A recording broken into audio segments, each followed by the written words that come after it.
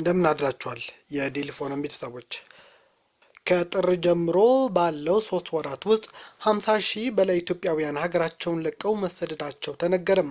በተያዘው የፈረንጆቹ አዲስ ዓመት የመጀመሪያ 3 ወራት ብቻ 50 ሺህ በላይ ኢትዮጵያውያን በምስራቅ የፍልሰት መስመር በኩል ከኢትዮጵያ መውጣታቸው ዓለም አቀፉ የስደተኞች ድርጅት IOM ባወጣው አዲስ ሪፖርት አስታውቋል።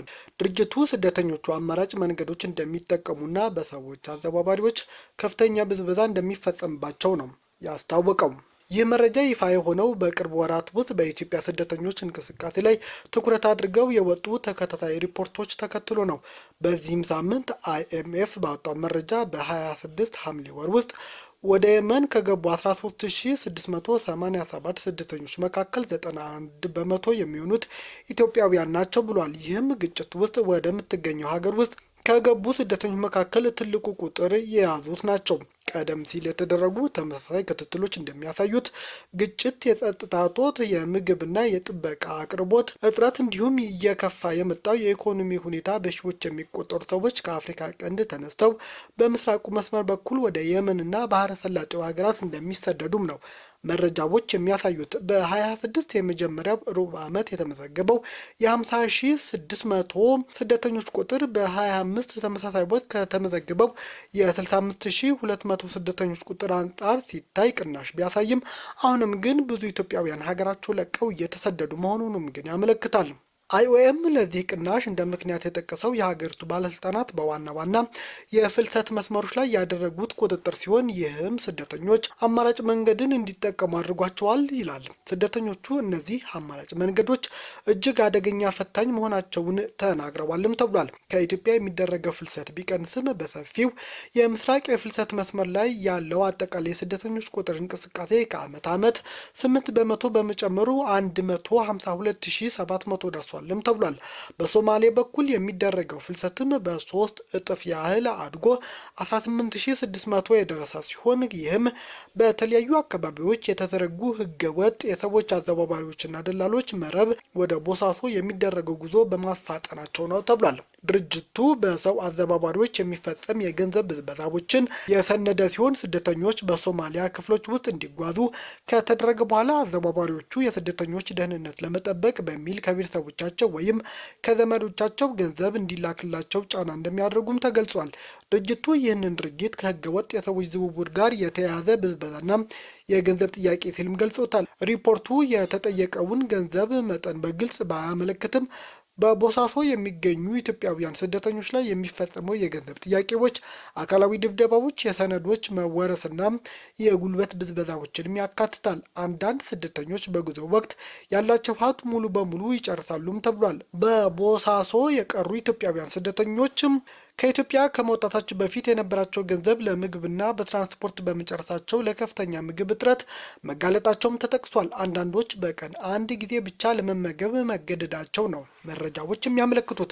የኢኮኖሚ ጫና ከኢትዮጵያ ለሚደረገው ስደት ዋነኛ ምክንያትም ነው። 57 በመቶ ያህል ስደተኞች በኢኮኖሚ ምክንያት መሰደዳቸውን ሲነገር 42 በመቶ የሚሆኑ ደግሞ ለመስራት ወይም የስራ ዕድል ለመፈለግ እንደሚጓዙም ገልጸዋል። ግጭት፣ ጥቃትና እንግልት ለስደቱ ምክንያት እንደሆኑም የገለጹ ደግሞ 1 በመቶ ብቻ ናቸው። ከኢትዮጵያ ከተነሱ ስደተኞች መካከል አማራና ትግራይ ክልሎች እያንዳንዳቸው 35 በመቶ የሚሆነውን ድርሻ ይዛሉ።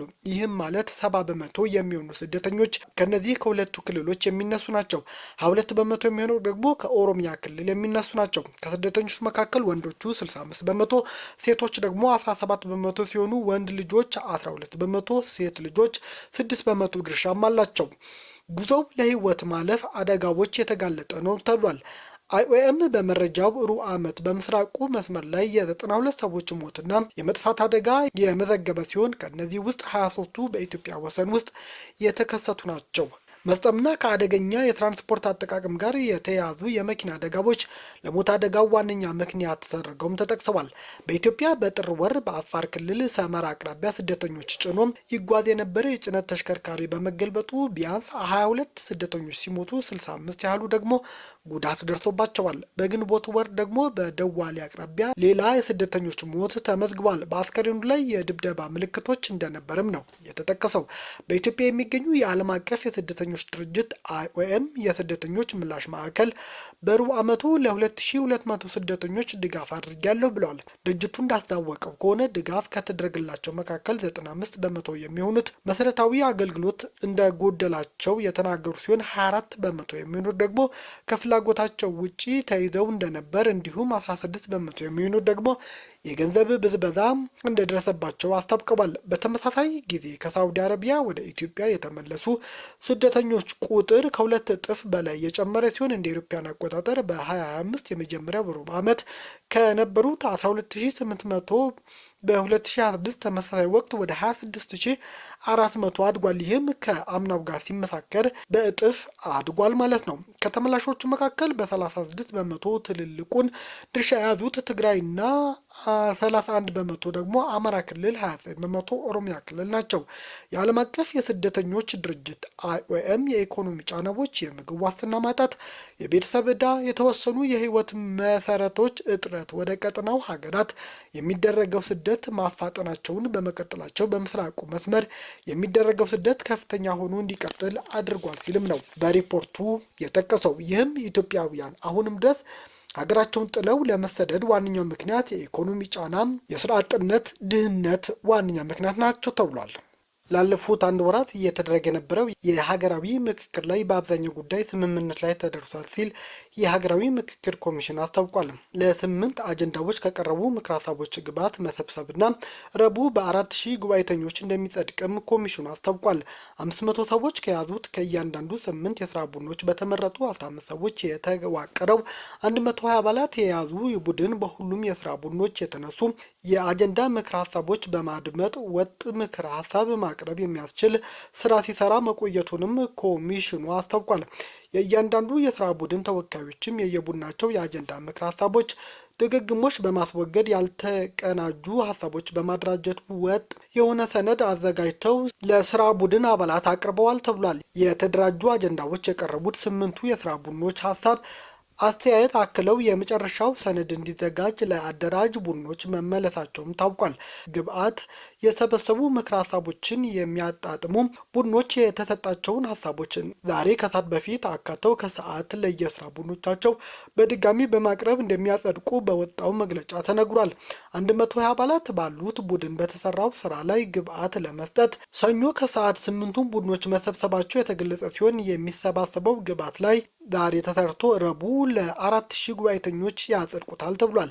500 ሰዎች የያዙት 8ቱ የስራ ቡድኖች ያዘጋጁት ምክረ ሀሳቦች 120 አባላት ላሉት ምክረ ሀሳብ አዘጋጅ ቡድን መቅረባቸው ይታወሳል። የሀገራዊ ምክክር ኮሚሽን እንዳለው 8ቱ ቡድኖች ራሳቸው ያዘጋጁትን ምክረ ሀሳቦች ብቻ ሳይሆን በአጠቃላይ 8ቱ ቡድኖች ላይ የተቀሩትን 7 ቡድኖችም ላይ የተሰሩትንም ይተዋወቃሉም ተብሏል። እያንዳንዱ 8 ቡድኖች አንድ አጀንዳ ላይ ሲመክሩ የሰነበቱ ሲሆን ኮሚሽኑም እንዳለ ከሆነ በሌሎች እነሱ ባልተሳተፉባቸው ቡድኖች የተሰሩትን ምክረ ሀሳቦች ላይ ግብዓት ይሰጣሉ። ግብዓቱ ተሰብስቦ የመጨረሻው ሰነድ ይዘጋጃል ተብሏልም። ኮሚሽኑ 8ቱ ቡድኖች ላይ የሚገኙት ኢትዮጵያውያን ተሳታፊዎች ኢትዮጵያ የሚወክሉ ናቸው ያለ ሲሆን ሁሉም ባለድርሻ አካላት 8ቱ ቡድኖች ላይ ይገኛሉ። ሁሉም የኢትዮጵያ ወረዳዎች በ8ቱ ቡድኖች ላይ ይገኛሉ፣ ተመሳሳይ ናቸውም ተብሏል። ነገር ግን አሁን ይጸድቃል የተባለው የሀገራዊ ምክክር ኮሚሽን የመጨረሻ ውሳኔ የፖለቲካ ፓርቲዎች ከወዲሁም እየተቃወሙት ነው። በተለይ አብን ወይም የአማራ ብሔራዊ ንቅናቄ እንዲሁም እናት ፓርቲና ሌሎችም ፓርቲዎች ይህንን የሀገራዊ ምክክር ኮሚሽን የመጨረሻ ውሳኔ የአንድ ቡድን የበላይነት የታየበትና ጫና የነበረበት ነው ሲሉም ነው እየተቹት ያሉት።